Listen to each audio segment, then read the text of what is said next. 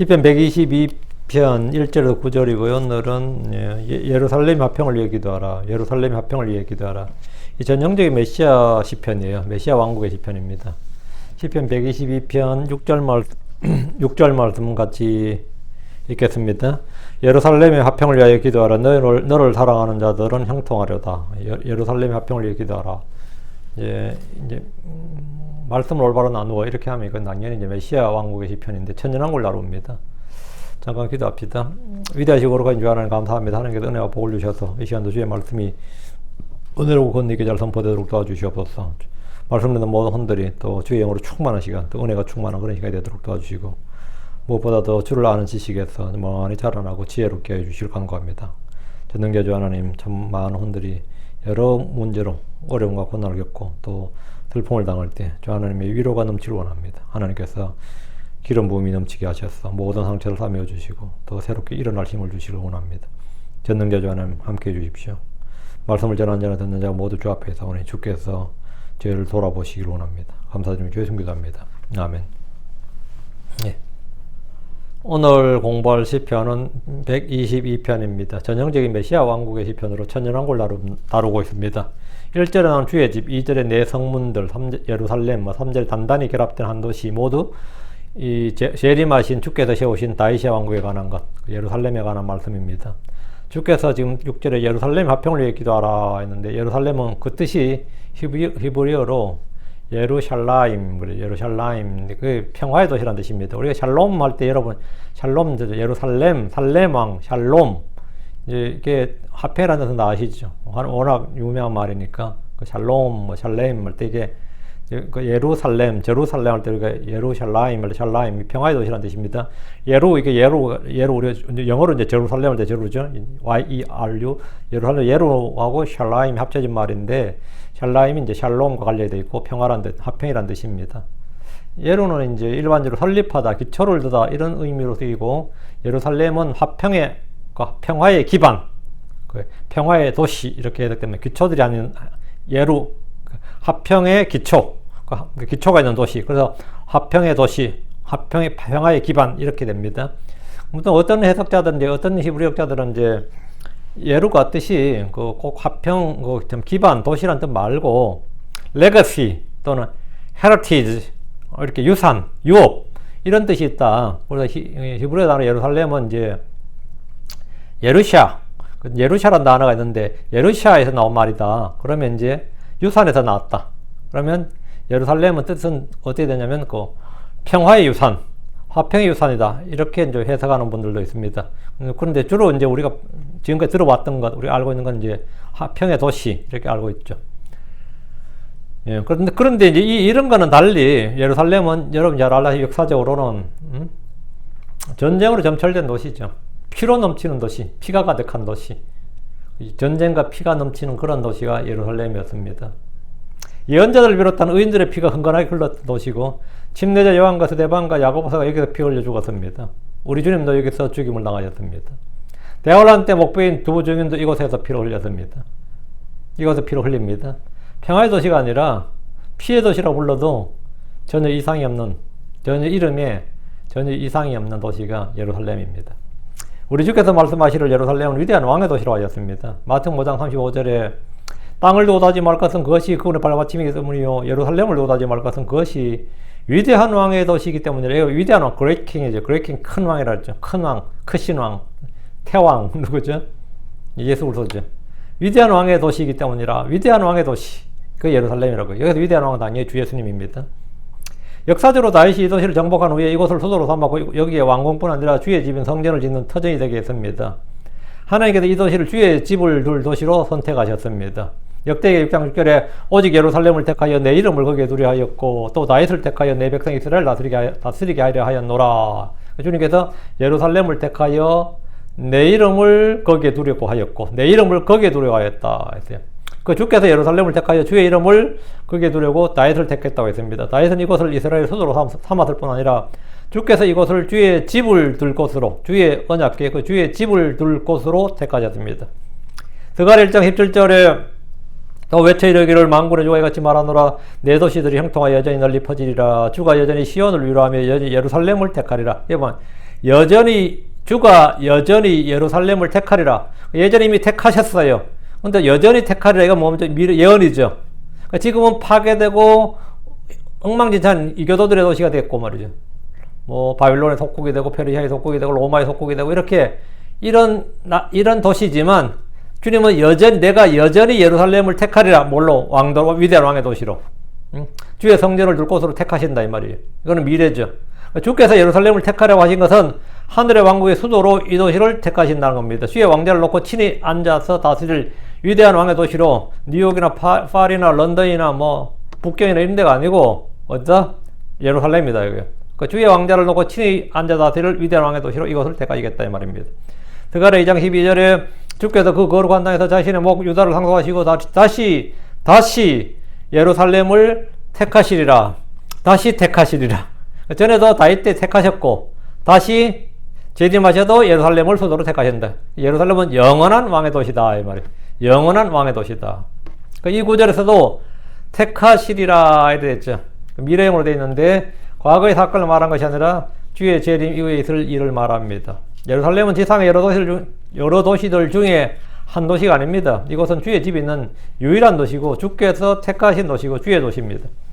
이곳에서 우리 주님이 십자가에 못 박히셨습니다. 승천하신 주께서 제자들에게 예루살렘을 떠나지 말고 아버지 약속하신 것을 기다리라고 그들에게 명령하셨습니다. 예루살렘을 떠나지 말고 복음이 전파되는 것도 뭐 예루살렘부터 예루살렘과 유다와 사마리아 땅 끝까지 이렇게 예루살렘부터 제자들은 예루살렘에서 성령을 받았습니다. 그래서 복음이 가장 먼저 선포되었고 교회가 가장 먼저 형성된 것도 당연히 예루살렘입니다. 예루살렘에서 하나님의 교회가 시작되었습니다. 땅에 있는 예루살렘은 지금도 성도들이 관광을 위해 갈 수 있습니다. 그러나 예루살렘은 땅에만 있는 것이 아닙니다. 하늘에도 예루살렘이 있습니다. 땅에 있는 예루살렘과 하늘의 예루살렘은 영적 의미가 각기 따로 있습니다. 갈라디아 4장 25, 26절에 이 하갈은 아라비아에 있는 시내산이요 지금 있는 예루살렘에 해당하는 것으로 자기 아이들과 더불어 속박 중에 있느니라. 지금 있는 예루살렘 뭐라고요? 자기 아이들과 더불어 속박 중에 있느니라. 지금 있는 예루살렘은 하갈에 해당된다는 거예요. 이집트 여종이 하갈이잖아요. 노예 중에 있는, 속박 중에 있는 여자. 하갈에 해당되고 속박 중에 있다. 이렇게. 땅에 있는 예루살렘을 아라비아 시내산과 더불어 이집트 여인 사라의 종이었던 하갈에 비유하고 있습니다. 이건 알레고리라고 했습니다. 땅의 예루살렘은 자기 아이들, 즉 예루살렘의 딸들과 더불어 속박 중에 있다는 겁니다. 율법의 속박 중에 있었고 정치적으로도 로마의 속박 중에 있었죠. 예수님 당시에. 바울이 이 글을 쓸 당시 예루살렘은 로마의 속박 아래 있었고 율법의 속박 아래 있었단 말입니다. 갈라디아 4장 26절 그러나 위에 있는 예루살렘은 자유로운 자니 곧 우리 모두의 어머니라. 그러나 위에 있는 예루살렘은 이렇게 했는데 이 예루살렘은 하늘의 예루살렘입니다. 이 예루살렘은 자유로운 자유 우리 모두의 어머니라고 합니다. 유대인들이 땅에 있는 예루살렘의 딸들 시온의 자녀들이라면 크리스천들은 위에 있는 예루살렘의 자녀들이라고 말합니다. 우리는 하늘의 자녀들입니다. 우리는 위에 있는 예루살렘의 자녀들 시온의 자녀들 하면 그 유대인들을 말한 거죠. 예루살렘의 딸들 하고도 유대인들을 말한 겁니다. 위에 있는 예루살렘의 자녀들과 누굽니까? 그 크리스천들을 말합니다. 우리 위에 있는 예루살렘의 자녀들이다. 하늘의 자녀들이다. 이거. 히브리서 12장 22절에 그러나 너희는 시온산과 살아계신 하나님의 도시 곧 하늘에 있는 예루살렘과 무수한 천사들의 무리야. 여러분 하늘에 있는 하나님의 도시 곧 하늘에 있는 예루살렘. 하나님의 도시 하늘에 있는 예루살렘이 됐습니다. 하나님의 도시 여기서 디리옵가 이게 뭐죠? 이게 신의 도성입니다. 신의 도성. 신의 도성은 로마가 아닙니다. 가톨릭은 그걸 로마라고 그러지만 유대인들은 예루살렘이라고 하겠지만 신의 도성은 뭐냐? 하나님의 도시 곧 뭐라고? 위에 있는 하늘에 있는 예루살렘이 되어 있어요. 그러니까 살아계신 하나님의 도시 곧 위에 있는 예루살렘, 하늘에 있는 예루살렘. 하늘에 있는 예루살렘이 신의 도시인 겁니다. 신의 도시. 그 하늘의 예루살렘은 하늘의 도시고 그 거주민들은 무수한 천사들의 무리와 총회와 하늘에 기록된 처음 난 자들의 교회와 모든 것의 심판자 되신 하나님과 완전하게 된 의인들의 영들입니다. 계시록 21장 2절과 10절은 새 예루살렘이 하늘에서 하나님으로부터 내려온다고 합니다. 이 도시의 크기와 모습에 대해서는 계시록 21장에 자세히 나오고요. 상세히 기록되어 있습니다. 그런데 이 도시를 어린 양의 신부라고 부릅니다. 계시록 2장 21장 9절 이르러 오라 내가 신부 곧 어린 양의 아들을 내게 보여주리라. 시편 기자가 예루살렘 화평을 위해 기도하라고 할 때 예루살렘이 바로 이 예루살렘입니다. 이곳은 화평의 창시자요 화평의 왕 평강의 주이신 예수로께서 계시며 성도들이 거하는 곳인데 이곳을 위해 기도하는 것은 뭔 말이에요? 이곳을 위해 기도하는 게 뭔 말이냐 이거예요. 그들이 내게 말하기를 우리가 주의 집으로 들어가자 할 때 내가 즐거워했도다. 그들이 내게 말하기를 우리가 주의 집으로 들어가자 할 때에 내가 즐거워했도다. 이 시편은 다윗이 지은 시 단계들의 노래 이렇게 되어 있습니다. 저자가 밝혀져 있고 단계들의 노래라고 말합니다. 예루살렘 성전으로 온 이들이 산을 향해 눈을 들면서 계단을 오르며 불렀던 노래란 말입니다. 지난 시간에 이미 단계들에 대해서는 뭐 영적 성장의 단계로 이렇게 해서 저희가 충분히 다루었습니다. 저자가 다윗이라는 사실만 기억해 두시면 됩니다. 예루살렘은 다윗의 도시라 불립니다. 이곳은 다윗이 정치적 종교적 수도로 삼은 곳입니다. 예루살렘은 성경뿐만 아니라 세속 역사에서도 굉장히 중요한 도시입니다. 아라비아와 바빌론, 로마의 침략이 있었고 십자군 전쟁의 명분이 예루살렘의 탈환이었습니다. 지금도 전 세계 3대 종교의 성지로 여겨지는 곳이고 분쟁이 끝나지 않는 국제도시입니다. 지금 1절에 그들이 내게 말하기를 우리가 주의 집으로 가자. 우리가 주의 집으로 가자. 이것은 주께 경배하러 가자는 말입니다. 주의 집으로 가자. 이 말은 주께 경배하러 가자 이 말이에요. 성전으로 가자는 말이죠. 땅의 온 민족이 그날에는 예루살렘으로 모입니다. 주께 경배하러 가자고 합니다. 그날의 주의 집은 모든 민족들이 기도하는 집이 됩니다. 모든 민족들이 모여들고 경배하는 집, 주를 뵙기 위해서 모여드는 집입니다. 구약의 예루살렘 성전은 이방인들이 올 수 없는 곳이었습니다. 그 입구에서 성전 경비대에서 성전 군인들에서 막아요. 이방인들이 그 들락거릴 수 있는 것이 아니다 말이에요. 간다고 해도 뜰만 밟을 수 있을 뿐입니다. 그게 뭐 이방인들의 뜰이라 그러죠. 구약의 예루살렘의 성전은 그런 곳이에요. 그러나 그날은 지상의 모든 민족들이 우리가 주의 집으로 들어가자, 우리가 주의 집으로 들어가자 이런단 말이죠. 주께 경배하고 헌물 드리기 위해서입니다. 그날은 주께 경배하러 예루살렘으로 오지 않으면 재앙을 받습니다. 스가랴 14장 17절 땅의 모든 가족들 중에서 누구든지 그 왕 곧 만군의 주께 경배하러 예루살렘으로 올라오려 하지 아니하면 바로 그날에 바로 그들에게 그분께서 비를 내리지 아니하실 터인즉 땅의 모든 민족들이 장막절을 지키러 예루살렘으로 올라와야 됩니다. 구약의 율법은 뭡니까? 이스라엘의 모든 남자들이 올라와야 됩니다. 그럼 그날의 율법은 뭐예요? 땅의 모든 민족들이 예루살렘으로 올라와야 됩니다. 이게 구약과 신약의 차이가 아니고 구약과 천년왕국의 차이죠. 이거는 구약과 천년왕국의 차이입니다. 우리가 말씀을 잘 나눠서 공부해야 됩니다. 땅의 민족들이 장막절을 지키러 예루살렘으로 올라와야 된다고요.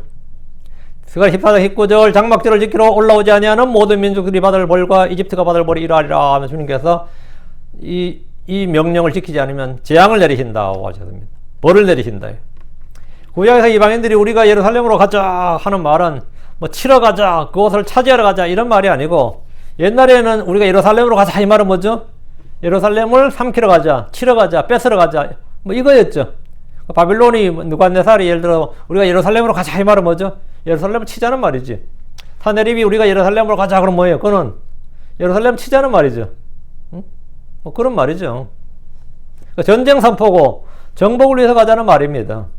오늘날 우리가 예루살렘으로 가자 그러면 그건 뭐죠? 성지순례지. 제가 우리 교회에서 우리 교인들 전부 다 예루살렘 갑시다 그러면 그건 성지순례 가자 이 말이죠. 돈 모아서 우리 예루살렘 한번 갔다 올까? 성도 몇 안 되는데 회비 모아가지고 예루살렘으로 우리 시골에서 저희 동네 어른들 보니까 그 뭐 한 달에 얼마씩 모으는 뭐라 갯돈이라 그러나 갯돈 모아가지고 여행 가고 그런 게 있었어요. 그것도 가능하겠네. 예루살렘 가자 이거 성지순례 가자 이 말이지. 그날에 예루살렘으로 가자 우리가 예루살렘 가자 이 말은 뭐죠? 경배하러 가자 이 말. 주께 경배하러 가자 이 말이에요. 다윗은 지금 우리가 주의 집으로 들어가자 할 때 내가 즐거워했다 했는데 우리가 주의 집으로 들어가자 할 때 즐거웠다 내가 즐거웠다 이거. 이 말은 과거의 일을 이야기하는 것이 아니라 예언의 말씀입니다. 지금 예레미야 31장 6절에 파수꾼들이 에브라임 산 위에서 외칠 날이 이르리라 말하기를 이르되 너희는 일어나라 우리가 시온에 올라가서 우리 주 우리 하나님께 가자 하리라. 파수꾼들이 막 너희는 일어나라 우리가 시온에 올라가서 주 우리 하나님께 가자 이래 한다는 거예요. 예레미야는 예루살렘에 성전이 불타고 섰지만 이런 날이 올 것이라 그럽니다. 스룹바벨 성전이 지어지고 헤롯 성전이 지어질 때 일어날 일로 생각할 수 있겠지만 그때는 이런 일이 유대인 한정이에요. only 유대인 아니 유대교 개종자. 그렇지만 우리가 일어나 하나님께로 가자 할 때는 뭐죠? 우리가 주 우리 하나님께 가자. 그러니까 주 하나님께서 땅에 계셔야 돼요. 그러니까 재림하신 주님이지. 모두 주의 재림 후에 있을 예언의 말씀이에요. 모두 메시아 왕국을 다루고 있다고. 2절입니다. 우리 발이 내 성문들 안에 서리로다 오 예루살렘아. 우리 발이 내 성문들 안에 설 것이라. 이 말은 예루살렘 안에 있다 이 말이죠. 우리가 벌써 도착했다.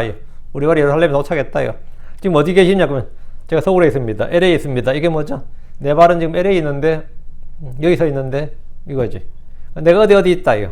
유대인들이 예루살렘 성문 안에 발을 딛는 일은 전혀 놀랄 일도 아니고 특이한 일도 아닙니다. 뭐 당연한 일이고, 이방인들의 발이 예루살렘 성문들 안에 있다는 것은 보통 침략자들이 그 도시를 정복했다는 의미가 더 강합니다. 그러나 우리의 발이 위에 예루살렘에 있는 성문들 안에 있다고 생각해 보십시오. 이것은 뭐죠? 구원입니다. 내 발이 지금 위에 있는 예루살렘에 있다. 그럼 이거는 새 예루살렘에 있다 이러면 이건 구원이죠. 위에 있는 예루살렘의 성문들 안에 서는 사람들은 구원받은 사람들입니다.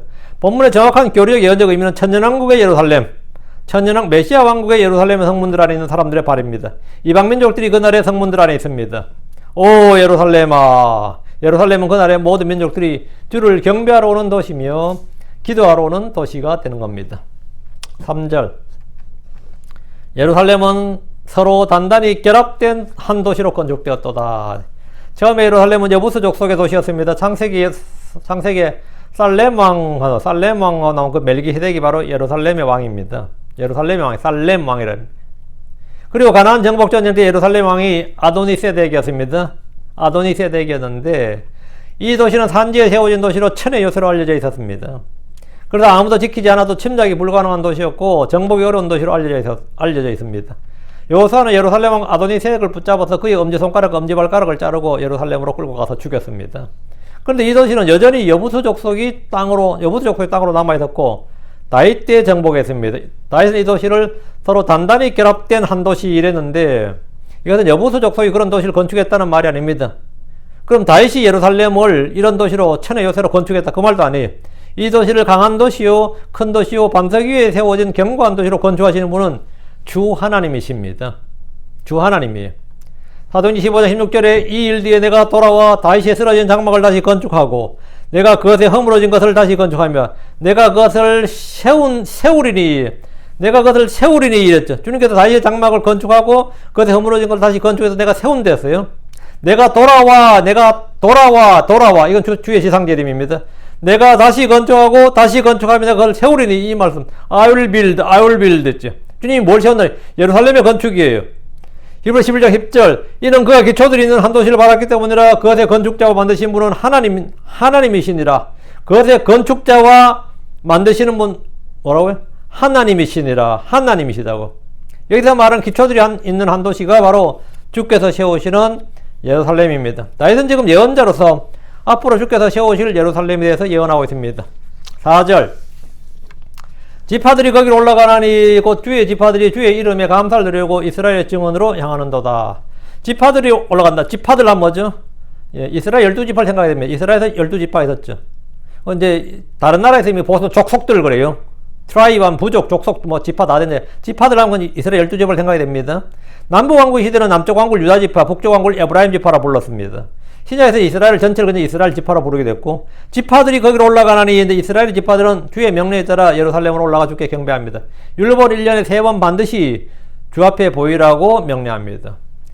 여러분 곧 주의 지파들이라고 했는데 주의 지파들은 주의 백성들 이스라엘입니다. 이들이 예루살렘에 올라가는 것은 주의 이름에 감사를 드리기 위해서입니다. 4절 주의 이름에 감사를 드리려고 감사의 헌물을 드리고 경배하기 위해서 주 앞으로 간다 말입니다. 이것은 그날의 이방인들도 하는 일입니다. 4절 이스라엘의 증언으로 향하는도다. 이스라엘의 증언이 테스티모니죠. 증언. 이 증언이란 말은 구약에서는 언약궤 증언궤로 주의 율법이 기록된 돌판을 담은 성전 안에 있는 궤를 말합니다. 이 증언궤. 본문에서 이스라엘의 증언이란 주께서 미리 말씀해 주신 기록된 예언의 주인공이신 예수 그리스도를 말합니다. 예수님은 약속된 메시아 통치자이실 뿐 아니라 하나님의 예언자들이 미리 말해온 이스라엘의 증언입니다. 주 예수님은 처음부터 계시던 하나님의 말씀입니다. 그분은 이스라엘의 왕이고 이스라엘의 소망이고 이스라엘의 위로고 이스라엘의 영광입니다. 이스라엘의 하나님이고 이스라엘의 빛이고 이스라엘의 등불입니다. 시편에서는 시편에는 그분을 이스라엘의 증언이라 말하는데 율법과 시편과 예언자들이 미리 말하고 증언한 분이 바로 그리스도 예수님이다 이 말입니다. 그 미리 증언된 분, 미리 율법과 시편과 예언자들이 미리 증언하신 분, 그 이스라엘의 증언, 그래서 예수님입니다 이 말이죠. 그 증언들로 향하는 도다. 그 이스라엘의 증언으로 향하는 도다. 이 말은 뭐냐? 증언 되신 분, 그분께로 향한다 이거죠. 신실한 증인이신 그분. 누가 성경이 증언한 그분인가? 바로 예수 그리스도다 이거죠. 5절. 이는 거기에 심판의 왕자들과 다윗의 집에 왕자들이 세워졌기 때문이라. 심판의 왕자들, 이거는 심판의 왕자들. 이는 거기에라고 할 때 거기 난 예루살렘입니다. 예루살렘에 심판의 왕자들이 세워졌다 이거예요. 그 심판의 왕자들 곧 다윗의 집에 왕자들이 세워졌다고 하는데 왕을 통치자로 보는 것이 이제 왕을 통치자로 보죠. 우리 왕을 하면 통치자죠 기본적으로. 근데 왕을 심판자로 보는 겁니다. 그게 그 왕자 하면 무슨 왕자냐? 심판의 왕자다 이거예요. 왜 심판의 왕자냐? 왕이 심판자다 이거예요. 왕은 통치자일 뿐 아니라 뭐다? 심판자예요. 군주국가에서 왕은 입법자이며 동시에 최고의 심판자입니다. 왕이 제정한 헌법을 흠정헌법이라고 그래요. 왕이 명리해서 번역한 성경이 흠정력이죠. 흠정이 뭐냐면 왕이 제정한이라는 뜻입니다. 왕이 제정한. 그래서 킹제임스, 우리 여기 뭐 흠정력 써놨죠. 흠정력이 한자어로 우리 이제 조상들이 그렇게 만든 말이에요. 한자에 능했던 사람들이 킹제임스 성경을 번역할 때 그냥 킹제임스 영하면 되는데 킹제임스가 왕이니까 킹제임스잖아요. 제임스 왕이 번역할 경우에 그런 한자가 있다고. 왕이 번역한 이 말이 뭐냐면 흠정력이에요. 왕이 선포한 법은 흠정법이야. 그럼 이 법률 용어 있습니다. 흠정법이라고. 흠정법 하면 여러분 그 국어사전에도 나와요. 흠정법 하면 왕이 제정하는 법이에요. 군주국가에서 당연히 왕이 법을 선포하지. 그 왕의 명령이 왕의 말이 그 법이고. 그리고 그거는 로기버죠. 입법자라고. 우리 주님께서 로기버, 법을 주시는 뭐 입법자시고, 동시에 주님 뭐다? The last, 최후의, 또 최고의 뭐다? 수프림코트의 뭐죠? 짱이지. 심판자라고요. 그 주님은 왕은 입법자이며 동시에 심판자예요. 최후의 재판은 왕에게 가기 때문입니다. 왕의 판결은 법령과 같은 효과가 있습니다. 미국의 연방대법원 판결은 사실상 법입니다. 연방대법원의 판결이 법이라고요. 사법부의 판결은 판결일 뿐이지 아닙니다. 의회가 모든 뭘 만들지 못해요. 동성애 합법은 의회에서 만든 게 아닙니다. 미국의 동성애 합법화는 누가 만들었어요? 예, 연방대법원이 판결한 겁니다. 연방대법원에서 판결하면 그게 법이 되는 거예요. 낙태 금지, 낙태 반대, 그것도 전부 다 연방대법원에서 판결한 판결이에요. 판결이 뭐다? 심판이니까 끝난 거지. 그래서 연방대법원에서 위법해버리면 의회에서 만든 법도 위법이 되는 거예요. 미국 같은 경우는 그래요. 근데 예전에는 뭐냐, 왕이지 그게. 법은 의회에서 만들지만 대법원에서 내린 판결이 판례로 확립되고 하급법원은 그 판결을 벗어날 수가 없습니다. 모세는 백부장, 천부장을 세우면서 그들에게 재판을 맡기고 어려운 것은 자기에게 가져오도록 했습니다. 왜? 모세가 심판관이었다고. 유대의 뭐라? 최후의 심판관이었다. 왜? 여수론의 왕이었잖아요. 그전에는 모세가 홀로 모든 백성을 재판했습니다. 그는 재판관이었습니다. 우리 성경에 사사기란 말 있죠. 사사기란 말이 있는데 이것도 참 위대한 말이에요. 사사기란 용어가 아마 옛날 용어 그런 말이 아니에요. 옛날 용어가 아니고 그거는 영원히 써질 말입니다. 사사기란 말이 있는데 그 영어로 저지있어요. 저지있어. 재판관들이란 뜻입니다. 이제 한글 킹제임스 성경 재판관들이 번역했는데 온니엘과 에훗과 삼갈, 드보라, 기돈, 돌라, 야일, 입다, 입산, 엘론, 압돈, 삼손, 그리고 엘리, 또 사무엘 이런 사람들이 재판관이었다고요. 사사들이었다고. 성경 이들을 사사들이라고 번역했는데 사사란 말은 옛날 중국에서 나오죠. 중국에서 법령과 형벌을 맡아보던 재판관, 법률과 형벌을 맡아보던 재판관을 총치하는 직위였습니다. 성경에서는 사사는 이스라엘 군대를 통솔하고 적을 물리치는 최고의 사령관, 그러니까 군 통수권자고 장군이죠. 그러니까 그 적을 물리친 다음에는 그들을 다스렸어요. 적을 물리친 다음에는 그 징집권이 있었던 거죠. 징병권. 그 모여라 하면 나팔을 불다 모여라 하면 모여야 돼. 그 징집권이 있었고 이제 전투를 수행하여. 그 이제 전쟁이 끝나고 나서 해산하면 그때부터 이제 자신이 다스리는 거예요. 그게 사사예요, 사사. 근데 이런 사사들은 왕이란 칭호나 직위는 없었고 받지 않았고 이제 평생을 다스리는 종신직이었습니다. 그러다가 사울이 정식으로 왕이 되었고 다윗 시대는 유다 왕조가 되었습니다. 그래서 유대에서는 왕을 재판관, 다음에 심판자 이렇게 부른 겁니다. 그리고 그들의 왕자를 심판의 왕자, 재판관이니까 사사니까 왕은 사살 겸직한단 말이죠. 그러니까 심판의 왕자들 이렇게 하는 겁니다. 왕이 심판한 자리에 앉기 때문입니다. 우리 주 예수님께서 심판의 왕자에 앉아서 모든 민족과 모든 사람을 심판하십니다. 자, 한번 20장 8절에 심판의 왕자에 앉은 왕은 자기 눈으로 모든 악을 흩어지게 하느니라. 심판의 왕자에 앉은 왕은, 왕에 앉은 왕자 자체가 무슨 왕자? 심판의 왕자다. 심판의 왕자에 앉았다 이 말이에요. 그러니까 주의 왕자, 하나님의 왕자는 심판의 왕자고 또 거룩함의 왕자입니다. 시편 41편 8절에 하나님께서 이 교도를 통치하시나이다. 하나님께서 그분의 거룩함의 왕자에 앉아 계시는도다. 하나님 그분의 거룩함의 왕자에 앉아 계시는도다 했는데, 주의 왕자는 정의의 왕자, 공의의 왕자, 그 의의 왕자다.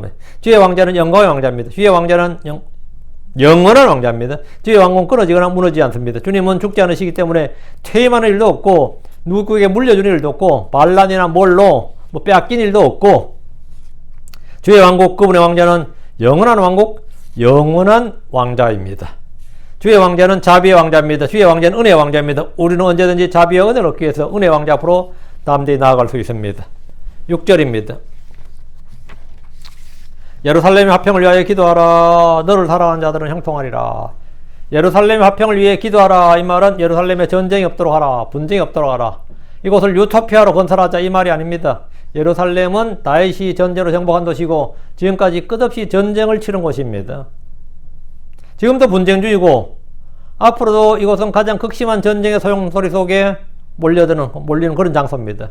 예루살렘이란 도시에서 흘려진 피는 세계 어느 나라의 도시에서도 그 유래를 찾아볼 수 없을 정도로 많습니다.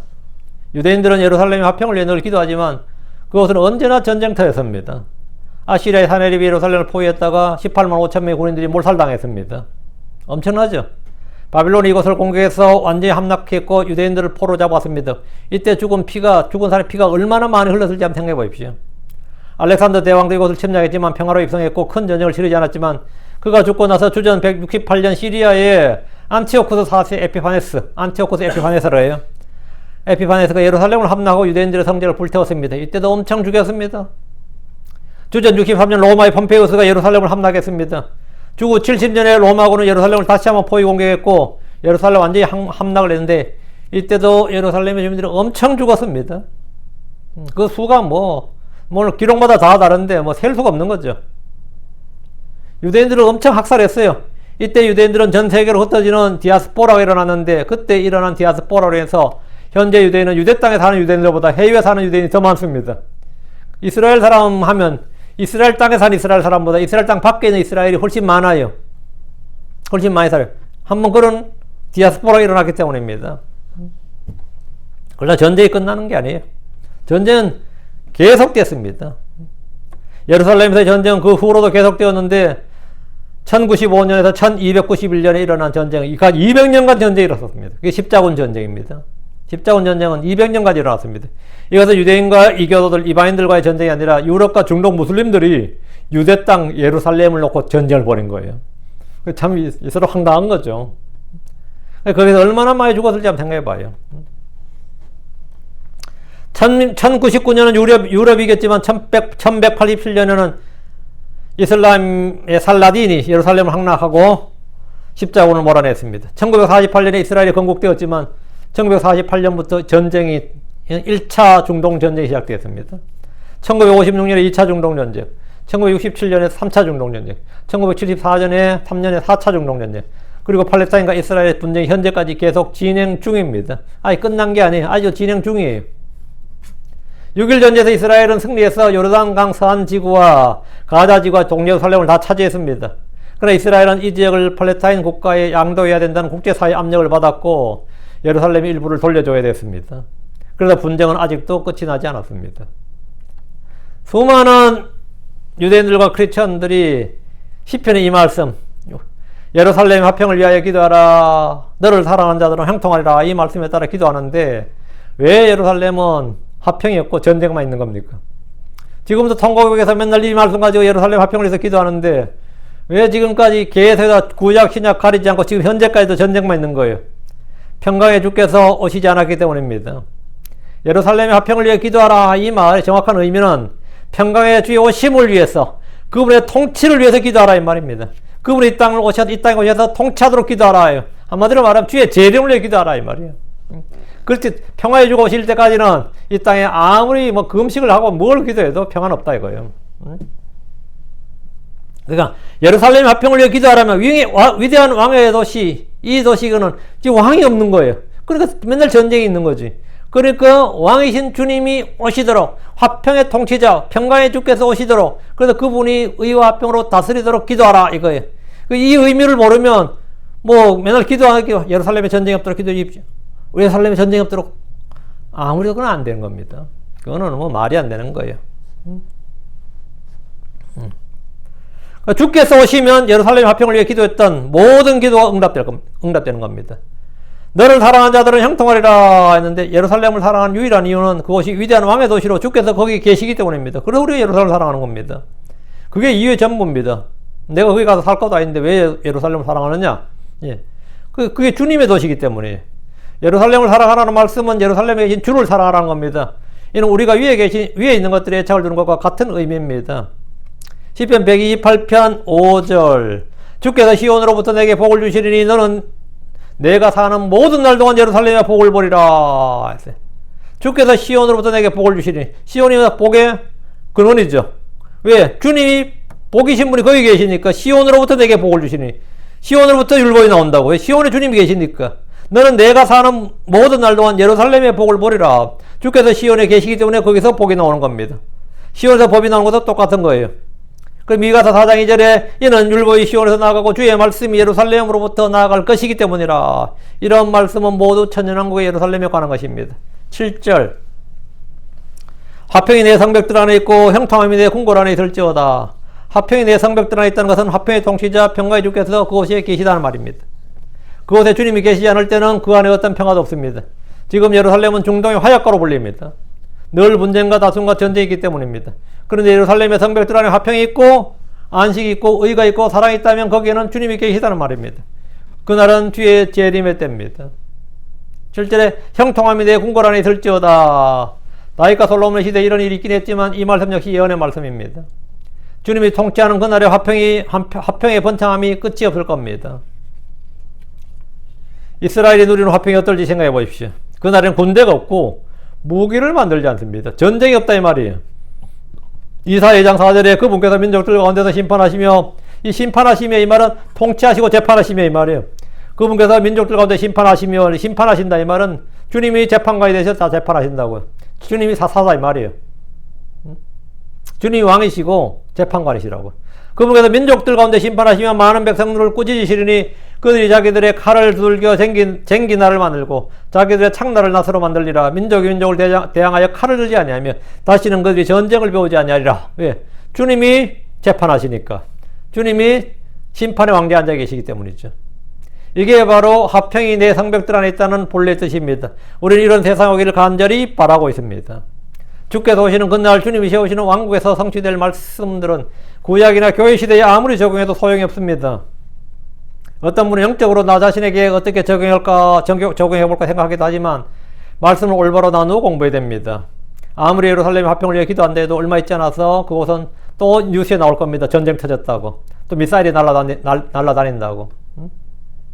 근데 이게 얼마 지나지 않아서 그곳은 역사상 유례가 없는 전쟁터로 변합니다. 그게 먼저 주의 날 대환란입니다. 천년왕국에서는 자기들의 칼을 두들겨 쟁기를 만드는 평화의 날이지만 대환란 때는 반대로 쟁기를 쳐서 칼을 만들어야 됩니다. 민족들마다 쟁기를 쳐서 칼을 만들어요. 왜? 그때는 전쟁의 때라고요. 열로 3장 10절에 너희의 쟁기날들을 쳐서 칼날을 만들고 너희의 가지치는 낫들을 쳐서 창들을 만들지어다. 그날은 뭐다 평화의 때가 아니에요. 그날은 어둠의 날들이고 전쟁의 날들이라고요. 이것은 주의 날에 대한 것입니다. 정반대의 말씀이 아무런 모순이나 오류가 없는 것은 대상과 세대를 바르게 나누어 공부할 때만 가능합니다. 8절입니다. 내 형제들과 벗들을 위해 내가 이제 말하리니 화평이 내 안에 있을지어다. 화평이 내 안에 있을지어다. 예루살렘 안에 있을지어다. 이 말은 그냥 덕담을 하는 것이 아니고 이렇게 되길 바란다는 말이 아닙니다. 내 형제들과 벗들을 위해 하는 말로서 예언의 말씀입니다. 내 형제들과 벗들을 위해 내가 이제 말하리니. 뭘 말한다 그게? 예루살렘에 화평이 있을지어다. 이 말. 내 안에 화평이 있을지어다. 예언의 말씀은 믿는 자들에게 어둠을 밝혀주는 등불입니다. 아무리 어려움과 고난에 처해 있더라도 나를 비추는 말씀의 등불, 빛이 있으면 모두 해결됩니다. 말씀의 빛이 있으면 다 해결돼요.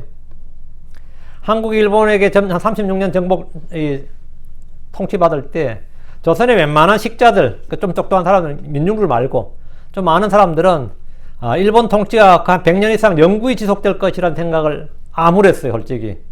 그래가지고 독립운동을 해야 될 것이 아니라 우리가 참정권 같은 걸 확대해야 되지 않을까, 이런 생각을 했어요. 그리고 일본도 그거 좀 잘 들어줘가지고 의회에다가 이제 조선 사람들을 좀 대표로 받는 거, 이런 거. 뭐, 이런 식의, 권리 확대를 위해서 노력해야 되지 않는가, 이런 생각을 했어요. 그러다가 이제 조선 사람들도 이 미국 유학도 갔다 오고 뭐 영국도 갔다 오고 이런 사람이 있는데 좋은 소식을 하나 전해준 게 뭐냐면, 야, 이번 전쟁에 미국이 참전했대. 그래서 일본을 상대로. 일본이 미국을 쳤다. 그 미친 짓을 했다 이거야. 그래서 미국이 일본을 향해서 대일 선전포고를 했다는 소식이 들려온 거예요. 그게 진주만 사건이야. 근데 그때는 뭐 TV도 없고 라디오도 없는 시대니까 진짜 극소수의 아는 소식인데 어떻게 그게 조선의 식자층에 전달됐을 때 한국 사람들 이제 뭐가 비치는 거예요? 빛이 비치는 거예요. 아, 그럼 독립되겠는데? 잘하면 독립되겠는데? 조만간 끝나겠는데? 하는 생각이, 미국이 참전했다 이 한마디에 뭐죠? 미국이 일본하고 한편이 아니라 미국이 일본을 상대로 선전포고를 했다는 이 소식이 어떻게 들어왔어. 이 한마디에 정말 이 소식을 들은 사람들은 전쟁이 곧 끝나고 조선이 독립할 수 있다는 희망을 가졌어요. 독립운동, 100번 김구가 독립운동에서 독립된다는 말이 아니라 미국이 참전했다는 이 한마디가 그들의 여명을 비춘 거예요. 예언의 등불이야. 근데 고난 중에 처한 많은 이 고난 중에 처한 특히 대환란 같은 그런 고난 중에 처한 유대인들, 한란 성도들에게 주의 오심이란 이 말씀은 뭐죠? 이 끝나고 곧 주님이 오신다. 근데 이 42개월이다. 이건 어떨 것 같아요? 3개월 남았는데, 2개월 남았는데, 1개월 남았는데, 카운트다운이 돼야 안 돼요? 카운트다운이 된다고요, 이거는. 이건 엄청난 이야기입니다. 카운트다운이 된다는 거는, 우리가 지금 주님 오신다는 건 카운트다운이 돼야 안 돼. 공중제림 솔직히. 아무리 제가 다음 주에 왔으면 좋겠습니다. 내년에 왔으면 좋겠다. 올해 안에 왔으면 좋겠습니다. 나 뭐 미국, 한국 안 가고 그 전에 왔으면 더 좋겠다. 이번 주에 뭐 내일 설교 안 하고 오늘 왔으면 좋겠다 싶어도 이거는 카운트다운이 안 되는 거잖아요. 언제 올지 모른다는 거지. 근데 대환란 때는 깨어있는 사람들에게 뭐죠? 다니엘은 자기가 포로 생활하면서 뭘 알았어요? 70년을 알았다고. 70년이 찬다는 걸 알았다네, 자기가. 그 자기가 잡혀온 나라고 망한 나라고 계산하니까 70이라 찾구나. 이걸 다니엘도 알았다고. 이게 정말 대단한 거거든요. 그 성경에서 시몬 같은 사람도 주의 날이 이 주께 오심을 기다리면서 주의 초림을 알았다고요, 그 사람들도. 안나나 시몬 같은 사람도. 이것도 엄청난 거예요. 나도 그렇게 좀 알아서 언제쯤 올라갈 줄 알면 얼마나 좋을까. 이단 되잖아. 어쨌든 간에. 이 나를 비추는 이 말씀의 등불, 이 예언의 등불이 있다는 거, 이건 사실 모든 걸 해결해 주는 거예요. 예를 들어 포로 수용소에 있는 사람들도, 야, 독일 망했다더라. 이러면 어때요? 끝났지. 야, 베를린까지 지금 연합국이 침공했다. 이러면, 그냥 광명이 비치는 거지. 그 한마디 소식이 뭐죠? 그 기쁨의 소식이 착 빛을 타고 들어오는, 어둠 속을 파고 들어오는 거 아니에요. 근데 우리가 이 삶에서 참 고난 가운데 있을 때, 만약 내가 죽을 때 제일 한마디에 그 빛이 되는 말씀이 뭐죠? 우리엔 부활이 있다. 이거 아니에요. 우리가 주님이 오신다. Jesus is coming soon. 곧 오신다. 이게 뭐야? 예언의 등불이죠. 주의 날 어둠 속에 있는 형제들과 벗들을 위해서 내가 주께 받은 말씀을 하는 것은 진정한 위로의 말입니다. 그런즉 이 말씀들로 서로 위로하라. 이건 데살로니가 4장 8절이에요. 4장 18절이죠. 그런즉 이 말씀들로 서로 위로하라 하는데 이 말씀들이 뭐예요? 교회가 성도들이 서로 뭘 위로하는 거예요? 주의 오심을 가지고 위로하는 거예요. 주님 곧 오신다. 이렇게. 주님 오신다. 힘들어도 이제 괜찮다. 곧 괜찮아진다. 곧 괜찮아진다. 그 응급 환자들 수송할 때 대원들이 그러잖아요. 조금만 참으세요. 곧 병원 도착해요. 조금만 참으세요. 곧 병원 도착해서. 조금만 참아서 곧 병원 도착하면 나아요. 어떻게 생각해? 조금만 참으세요. 곧 구조대 옵니다. 구조대 나인원을 연락했습니다. 조금만 참으면. 그 조금만 참으란 말은 뭘 가지란 말이죠? 믿음과 소망을 가지란 말이지. 지금은 고통 중에 있지만 그 믿음과 소망으로 현재의 고통을 뭐라? 참고 이기고 견디라 이 말이지. 근데 그 믿음과 소망을 가지고서 어쨌든 나를 견뎌요. 뭐 죽을 순 없잖아. 견디지. 근데 한참 견디다 왜 이렇게 늦지 안 오지? 이러는데 살짝 이야기했죠. 사실은 거짓말이었습니다. 그러면 그때 아프면요, 지금 몸의 아픔보다 2배는 더 아파진다 그러잖아요. 사실은 여기 셀폰 터지는 것도 아니고, 해가지고 아까 너무 아파해가지고 이 희망을 가지라고 했는데 사실은 아무도 올 사람은 아무도 없습니다. 그래서 우리가 그냥 견뎌야 됩니다. 그러면 아까도 아팠고 지금도 아팠지만 그 말을 듣는 순간 이 절망을 딱 하지. 소망이 사라졌죠. 믿음과 소망이 사라지는 순간 내 몸이 아픈 건 뭐 아픈 거고 혼이 같이 락다운 하니까 몸의 아픔이 2배로 증가한다 그래요. 이때가 통증이 2배로 증가한다 그러잖아요. 이거는 연구 결과에도 나와요. 근데 우리 크리스천들이 이 땅을 살 때 정말 힘들고 어렵게 살지.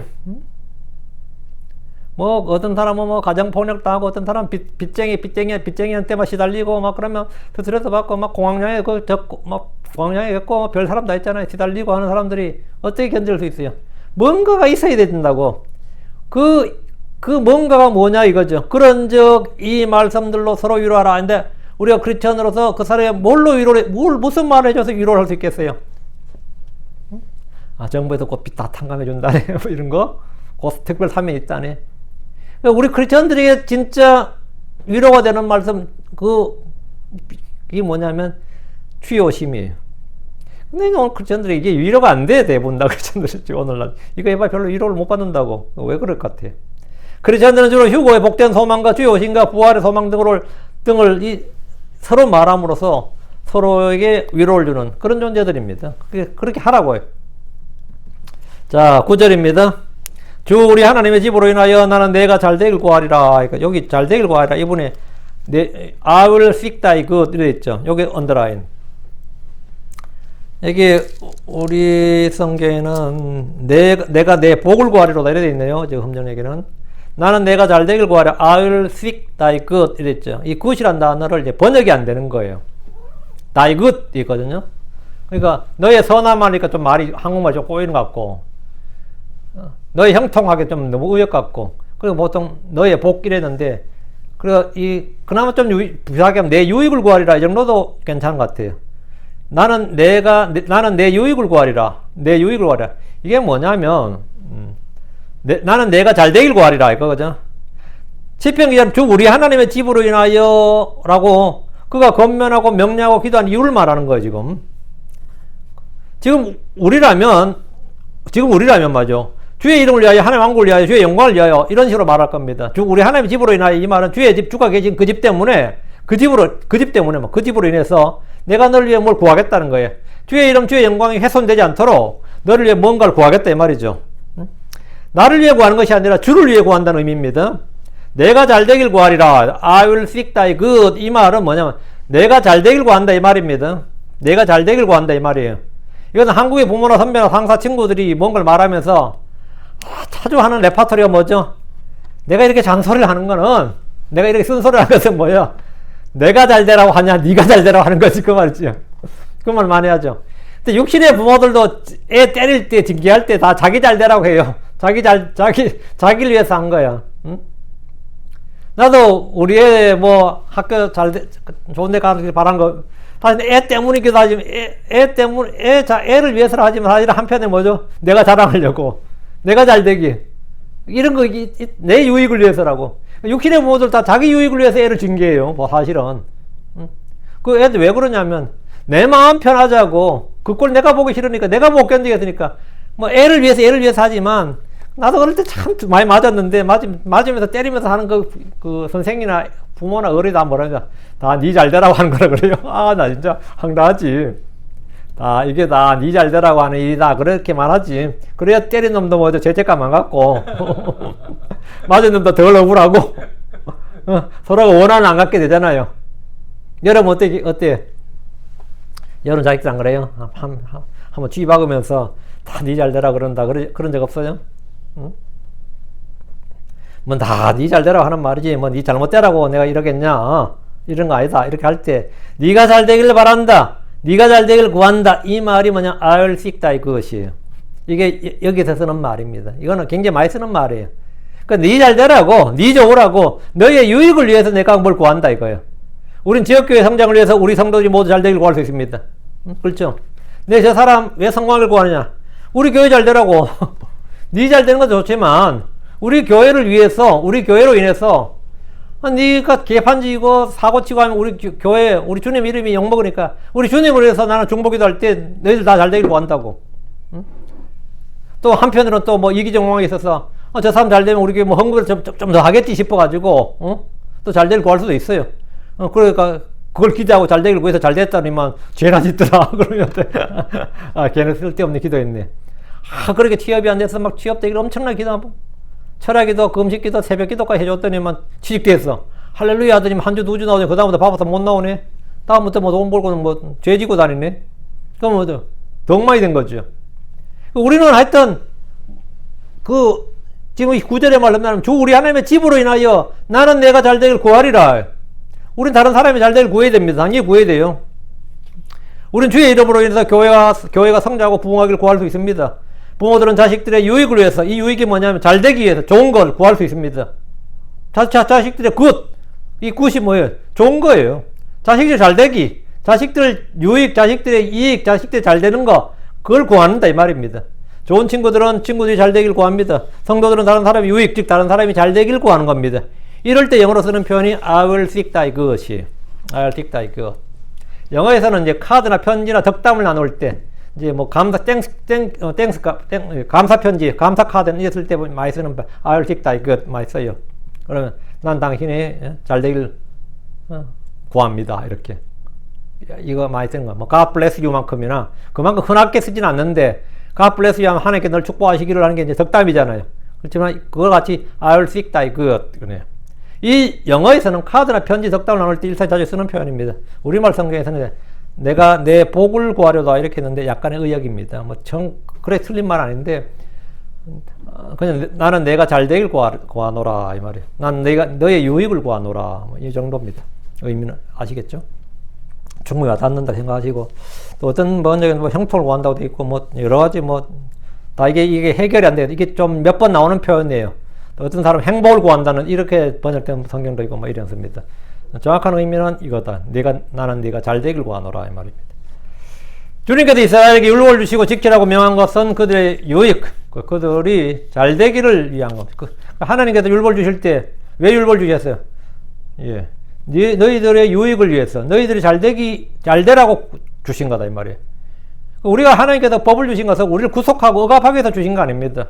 다 우리 안전과 보호와 우리가 하나님과 좋은 관계성을 갖고 하나님의 법을, 하나님께 진노나 분노를 유발하지 않고 벌 받지 않고 형탐, 유익, 하나님 주신 복을 받고 은혜를 받고 잘 되도록 우리가 잘 되게 하려고 주신 거다 이 말이에요. 그러니까 주님이 하신 일은 무엇이나 우리에게 우리의 for our good, 우리의 우리가 모든 것이 합력해서 선을 이룬다 그러잖아요. 그 모든 것이 합력해서 선을 이룬단 말이 모든 것이 합력해서 다 나중에 잘 된다 이 말이에요.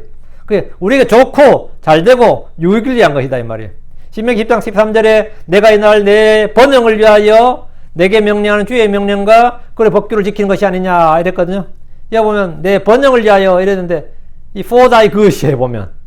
금전에는 내 행복을 위하여 이렇게 돼 있던가 이게 전부 틀려요. 근본적으로 내 복을 위하여 이래 있고 한킹은 내 번영을 위하여 이래 돼 있고 개혁력,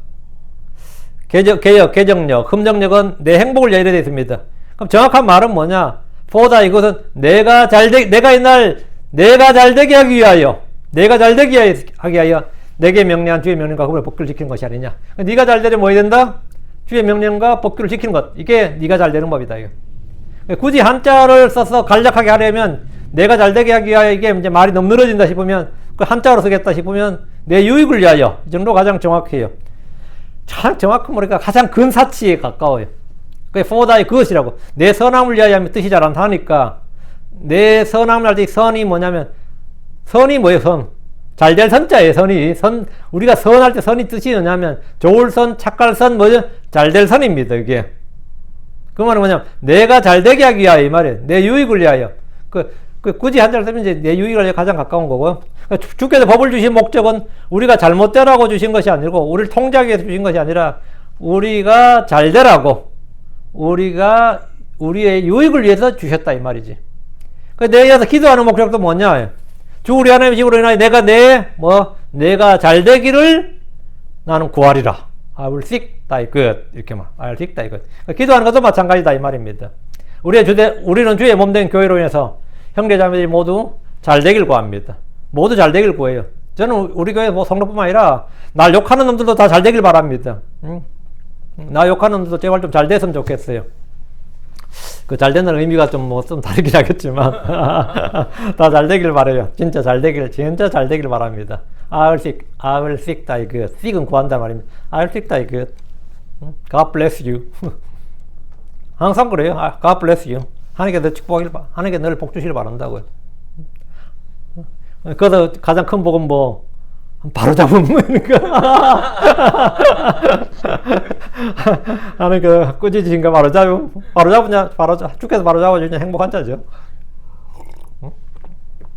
하여튼 하나님께서 너를 잘 되길 너에게 잘 되길 구한다고, 복 주시길 구한다고, 형통을 구하고 유익을 구한다.